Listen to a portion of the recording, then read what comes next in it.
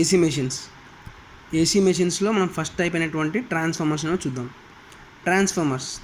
A transformer is a static AC machine which transfer electric power from one electric circuit to another electric circuit without change in frequency. అంటే ఒక electric circuit నుంచి ఇంకో electric సర్క్యూట్కి frequency ఎలాంటి change లేకుండా మనం పంపించడానికి ఈ ట్రాన్స్ఫార్మర్స్ని use చేస్తుంటాము. ఈ ట్రాన్స్ఫార్మర్స్ ఏ ప్రిన్సిపల్ మీద వర్క్ చేస్తుందంటే మనకు మ్యూచువల్ ఇండక్షన్ అటువంటి కాన్సెప్ట్ ద్వారా వర్క్ చేస్తుంది. సో ఫస్ట్ ఆఫ్ ఆల్ ఎలా వర్క్ చేస్తుందో చూసి దాని తర్వాత పాయింట్ చూద్దాం.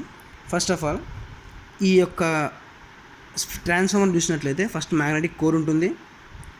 ఈ మ్యాగ్నెటిక్ కోర్కి 2 వైండింగ్స్ ఉంటాయి, అటాచ్ అయి ఉంటాయి. ఏ వైండింగ్ అయితే మనం యాక్టివ్స్ అంటే సోర్స్కి కరెంట్ సోర్స్కి కనెక్ట్ చేసి ఉంటామో దాన్ని ప్రైమరీ వైండింగ్ అంటాం. ఏ వైండింగ్ అయితే మనం లోడ్కి అంటే అవుట్పుట్గా మనం వాడుతామో దాన్ని సెకండరీ వైండింగ్ అంటాం. సో ఇలా సెకండరీ వైండింగ్ ప్రైమరీ వైండింగ్ ఉంటాయి, కోర్ ఉంటుంది.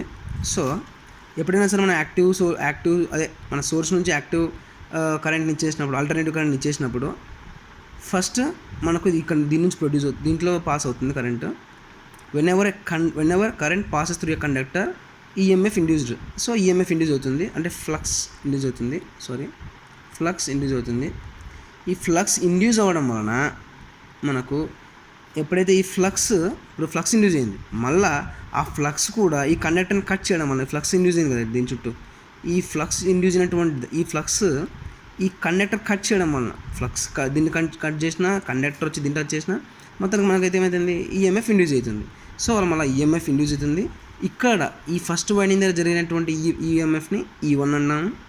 ఈ ఈఎంఎఫ్ ఈ కోర్ను పట్టుకొని మ్యాగ్నెటిక్ కోర్ను పట్టుకొని సెకండరీ వైండింగ్లో ఉన్నటువంటి ఈ టర్న్స్ దగ్గరికి వెళ్ళి టచ్ అవుతుంది. అంటే ఈ ఈఎంఎఫ్ ఈ కోర్ ద్వారా వెళ్ళి దీన్ని కట్ చేయడం వలన మళ్ళీ ఇక్కడ కూడా ఏమవుతుంది, ఇదే కండక్టర్స్ మళ్ళీ when ever conductor cuts the magnetic field EMF induced కాబట్టి ఇక్కడ కూడా ఈఎంఎఫ్ ఇండ్యూస్ అవుతుంది.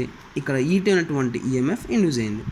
ఇక్కడ మనకి ఎలాంటి ఎలక్ట్రికల్ సప్లై లేదు, అయినా సరే మ్యూచువల్ ఇండక్షన్ మెథడ్ ద్వారా ఒకదానికొకటి సహకరించుకొని ఇక్కడ ఉన్నటువంటి ఈఎంఎఫ్ మ్యాగ్నెటిక్ కోర్ హెల్ప్ ద్వారా ఇక్కడికి వెళ్ళింది.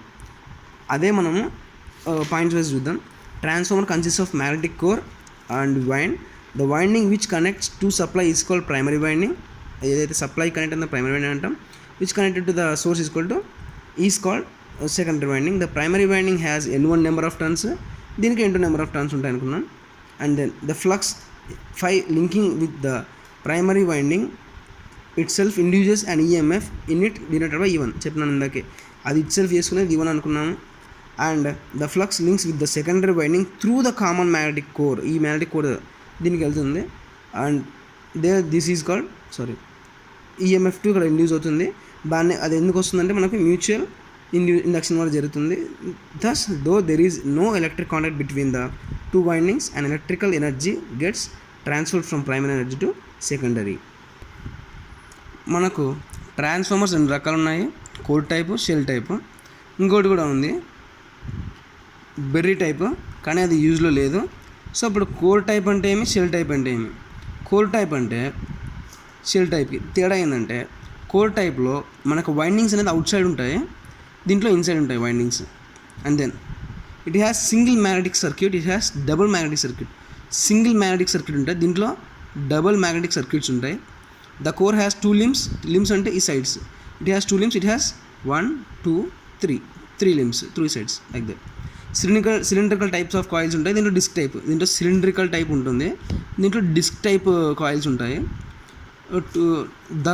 Coils can be easily remove, the coils difficult. ఇప్పుడు మనకి ఏదైనా రిపేర్ వచ్చిందనుకో ఇక్కడ ఈజీగా ఈ వైండింగ్స్ చేసుకొని ఇక్కడ రిపేర్ చేసుకోవాలి. కానీ దీన్ని కాంప్లెక్స్గా ఈ టోటల్ బాడీని తీసి లోపల ఉన్నటువంటి దాన్ని తీసుకోవాలి. సో కాంప్లెక్స్ ఉంటుంది. This construction is preferred for లో వోల్టేజెస్ ట్రాన్స్ఫార్మర్స్. దీన్ని హై వోల్టేజ్ ట్రాన్స్ఫార్మర్స్కి యూజ్ చేస్తాం. ఈఎంఎఫ్ ఈక్వేషన్ చూసినట్లయితే ఫస్ట్ ఆఫ్ ఆల్ మనకు ఒక గ్రాఫ్ తీసుకున్నాం. ఒక సైకిల్ ట్రాన్స్ఫార్మర్లో ఒక సైకిల్ చూసినట్లయితే ఈ యొక్క ఇండక్షన్ జరిగినప్పుడు ఈఎంఎఫ్ సైకిల్లో కంప్లీట్ సైకిల్ మనం 180 degrees ఉంటుంది, 360 degrees అవుతుంది. And clock wise base anti clock positive side negative side కలిపి టోటల్లో మనం టైం పీరియడ్ ఇచ్చినట్టే T అనుకుంటే ఫ్రీక్వెన్సీలో 1/f అంటాము. దీన్ని అదే మనం దీంట్లో చూస్తే హాఫ్ చూస్తే 1/2f, ఇంత చూసినైతే 1/4f. మనం ఇంత మాత్రం స్టడీ చేసి చూద్దాం ఒకసారి. So average EMF per turn ఎంత ఉంది అని చూడడానికి ఇది ఇంత చెక్ చేసి చూద్దాము. Average EMF per turn dq/dt. dq is equal to dq అంటే change in time. q max highest కాదు ఇదిగా last. So q max minus ఇక్కడ 0. So q max minus 0/dt అంటే ఎంత 60/n అని తెలుసు. సో సారీ టైం ఎంత 60/n కాదు, ఇక్కడ టైం ఎంత ఇక్కడ మనం తీసుకుంది 1/4f. ఇంకా q మ్యాక్స్ మైనస్ 0 అంటే q మ్యాక్సే కదా.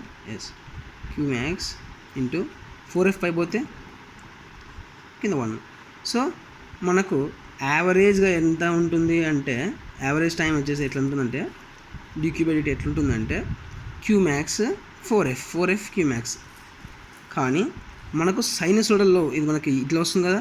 సో సైనసోయిడల్ క్వాంటిటీ కావాలి ఎప్పుడైనా సరే ట్రాన్స్ఫార్మర్స్లో. అలాంటప్పుడు ఏం చేయాలంటే దానికి ఆర్ఎంఎస్ని ఇంటూ చేయాలి, ఫామ్ ఫ్యాక్టర్ని కలపాలి. ఎలా అంటే ఆర్ఎంఎస్ వాల్యూ అనుకున్నప్పుడు సైనసోయిడల్ అంటే ఆర్ఎంఎస్ వాల్యూ ఎలా చేయాలి అంటే మనకు ఫామ్ ఫ్యాక్టర్ ఫామ్లో తెలిసి ఉండాలి. Form factor is equal to RMS into average value. మనకు ఫామ్ ఫ్యాక్టర్ జనరల్గా దీనికి ఎంత ఉందో మనకు తెలుసు, స్టాండర్డ్గా 1.11 అని. So 1.11 into average is equal to RMS. 1.11 average ఎంత అయిందో చూసినాం ఇక్కడే, ఎంత 1.11 into q max into f is equal to 4f is equal to RMS. Therefore RMS is equal to 4.44 QMS. 4.44 QMF. Sorry, QMF. ఇప్పుడు ఓకే QMF. కానీ E1 దగ్గర ఎంత E2 దగ్గర ఎంత అంటే E1 దగ్గర నెంబర్ ఆఫ్ టర్న్స్ ఎన్నో ఉంటాయి కాబట్టి 4.44 N1 QMF అంటాము. ఇక్కడ N2 దగ్గర E2 దగ్గర సెకండరీ వైండింగ్ దగ్గర 4.44 N2 into QMF.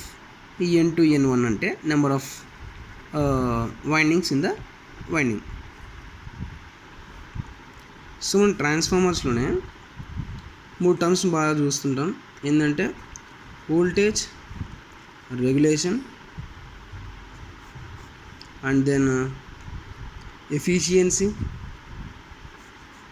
Voltage regulation, efficiency and losses. So voltage regulation అంటే efficiency, voltage regulation. So regulation సింపుల్గా రెగ్యులేషన్ అంటే ఏంటి? సో రెగ్యులేట్ అంటే ఏమి? పెంచడం. వోల్టేజ్ రెగ్యులేట్ చేస్తే వోల్టేజ్ రెగ్యులేషన్ అంటాం, కరెంట్ రెగ్యులేట్ చేస్తే కరెంట్ ఐ రెగ్యులేషన్ అని చెప్పేస్తాం. ఇక్కడ చూసినట్లయితే first of all voltage regulation అంటే మనకు ఫార్ములా గుర్తు రావాలి, E2 మైనస్ V2/V2. అంటే ప్రైమరీ వైండింగ్ సెకండరీ వైండింగ్ తీసుకున్నట్లయితే ప్రైమరీ వైండింగ్తో పోల్చుకుంటే సెకండరీ వైండింగ్ ఎంత రెగ్యులేట్ అయింది అంటే ఎంత రెగ్యులేట్ అయిందంటే ఫస్ట్ ఇనిషియల్గా ఎంత ఉంది?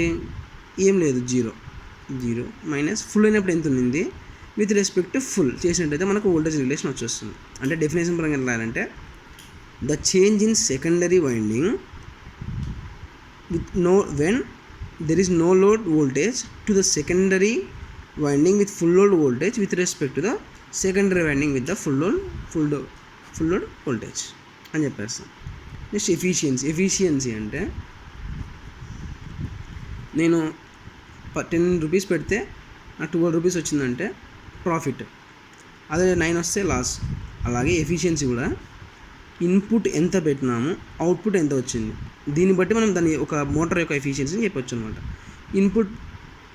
Output with respect to input మనం దీంతోనే ఎఫిషియన్సీ చెప్పొచ్చు. అవుట్పుట్ అంటే ఏముంది మనకు దీంట్లో? అవుట్పుట్ అంటే మనకి ఏమొస్తుంది అంటే V2 I2 cos ∅2.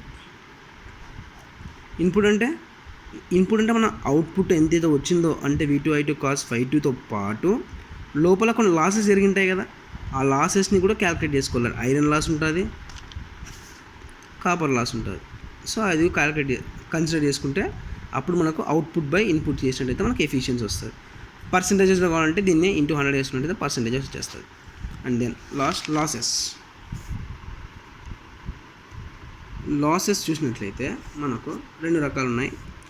ఒకటి ఐరన్ లాస్, ఒకటి కాపర్ లాస్. ఐరన్ లాస్లో కూడా మనకు ఒకటి ఎడ్డీ కరెంట్ లాస్, ఇంకోటి హిస్టారిసిస్ లాస్. హిస్టారిసిస్ లాస్ అంటే చూద్దాం. ఫస్ట్ హిస్టారిసిస్ లాస్ అంటే ఎప్పుడైనా సరే మ్యాగ్నెట్ అనేది ఏమవుతుందంటే మ్యాగ్నటైజేషన్ జరిగినప్పుడు ఒకానొక పీక్ రీచ్ అయ్యి మరి కిందికి వెళ్తున్నప్పుడు కాస్తంత గ్యాప్ తీసుకొని కాస్తంత ప్రాపర్టీ లాస్ అయ్యి తీసుకుంటుంది, ఒక గ్యాప్ వస్తుంది. ఈ ఎనర్జీ వేస్టేజ్నే మనకు హిస్టారిసిస్ వేస్టేజెస్ అంటాం. అంటే హిస్టారిసిస్ లాసెస్ అంటే ఏమంటే these losses occur due to the reversal of magnetization reversal వల్ల జరుగుతుంది. సో దీనికి ఫార్ములా వచ్చేసి మనకు స్టాండర్డ్గా hysteresis losses is equal to KH/BM 1.6 FV volts. KH అంటే మనకు హిస్టారిసిస్ కాన్స్టాంట్, BM అంటే మ్యాక్సిమం ఫ్లక్స్ డెన్సిటీ, F అంటే ఫ్రీక్వెన్సీ, V అంటే volume of core. And then eddy current loss అంటే మనకు ఎడ్డీ కరెంట్ అంటే ఏంటంటే మనకు ట్రాన్స్ఫార్మర్లో కోర్ ఉంది కదా, కోర్లో మ్యాగ్నెటిక్ ఫ్లక్స్ ఎప్పుడైతే వెళ్తుందో ఇక్కడ కూడా కాస్త కొద్దిగా కరెంట్ అనేది EMF ప్రొడ్యూస్ అవుతుంది. ఇప్పుడు EMF దీంట్లో వెళ్తున్నప్పుడు కండక్టర్ నుంచి ఇక్కడ కూడా మనకి ఏమవుతుంది, వెనెవర్ ఒక ఫీల్డ్లో మనం ఒక కండక్టర్ని పెట్టినప్పుడు కూడా దీంట్లో ఏమవుతుంది, మనకి కరెంట్ వస్తుంది. ఈ కరెంట్స్ అంటే ఏవైతే induced EMF in the core try to set up eddy currents in the core. So ఈ EMF ఇండ్యూస్ అయింది ఏమవుతుందంటే ఈ కోర్లో ఎడ్డీ కరెంట్స్ ఇండ్యూస్ చేయడానికి ట్రై చేస్తాయి. ఆ ఎడ్డీ కరెంట్సే మనకు మన కరెంట్ లాసెస్కి కరెంట్కి అడ్డుపడుతుంటాయి, అలా లాస్ చేకూరుస్తాయి. వాటినే ఎడ్డీ కరెంట్ లాసెస్ అంటాయి. కాపర్ లాసెస్ అంటే సింపుల్గా ఏం లేదు. ఈ కాపర్కి ఉన్నటువంటి గుణం, కాపరు కొద్దిగా రెసిస్టెన్స్ ఎక్కువ కాబట్టి ఈ రెసిస్టెన్స్ వలన లాస్ అయినటువంటి కరెంట్నే కాపర్ లాసెస్ కరెంట్స్ అంటాం. దీనికి ఒక స్టాండర్డ్ ఫార్ములా ఏంటి అంటే I12 R1E is equal to I22 R2E. Total losses ఎంత జరిగింది అంటే ఎప్పుడైనా కానీ ఐరన్ లాస్ ఎంత అయింది ప్లస్ కాపర్ లాస్ ఎంత అయింది కనుక్కుంటే మనకు టోటల్ లాసెస్ వచ్చేస్తుంది.